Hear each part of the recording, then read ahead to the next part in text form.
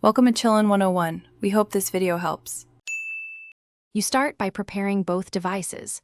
Put the Zordai on and charge it above 50% so it won't shut off mid-pair. On your phone, enable Bluetooth and location services because Android and iOS require location to scan for BLE devices. Once done, open the Zordai app and select Pair New Device. This launches a Bluetooth scan.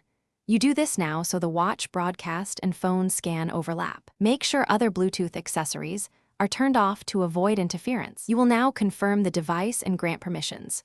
On the app list, tap the Zordai ID that matches the identifier shown on the watch. This prevents connecting to a nearby device. The app asks for notifications and contact access so call and alert syncing works.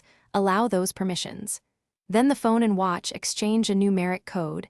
Enter it on the phone or confirm the matching number on the watch.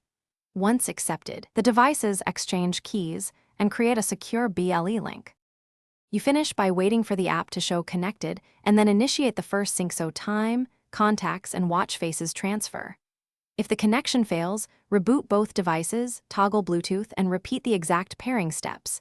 This clears stale caches and resets BLE state. Make sure firmware in the Zordai app is current because mismatched versions block features. One key troubleshooting tip: if nothing pairs, uninstall the app, restart the phone, reinstall, and pair again to clear corrupted permissions.